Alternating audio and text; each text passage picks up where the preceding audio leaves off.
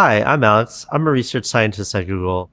My team is called the Ethical AI team, and we're a group of folks that really are concerned not only about how AI and the technology operates, but how it interacts with society and how it might help or harm marginalized communities.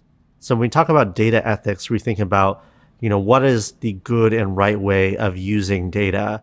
What are going to be ways that are going to be uses of data that are going to be beneficial to people? When it comes to data ethics, it's not just about minimizing harm, but it's actually this concept of beneficence. How do we actually improve the lives of people by using data?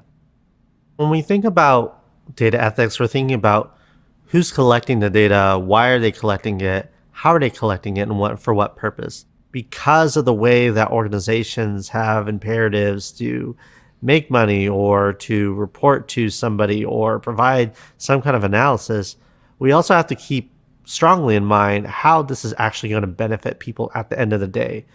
Are the people represented in this data going to be benefited by this? And I think that's the thing you never want to lose sight of as a data scientist or a data analyst.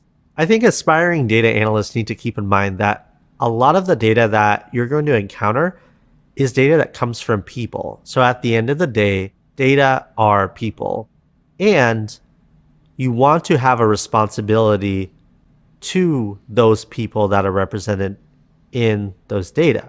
Second is thinking about how to keep aspects of their data protected and private. We don't want to go through our practice thinking about data instances as something we could just throw on the web. No, there needs to be considerations about how to keep that information and likenesses like their images or their voices or their text. How do we keep that private?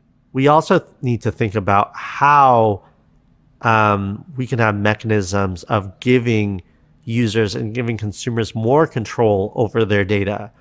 It's not going to be sufficient just to say we collect all this data and trust us with all these data, but we need to ensure that there's actionable ways in which people can consent to giving those data and ways that they can ask for it to be revoked or removed.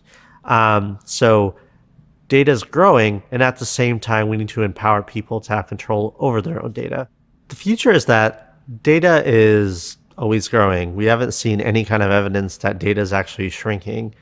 And with the knowledge that data is growing, these issues become more and more peaked and more important to think about.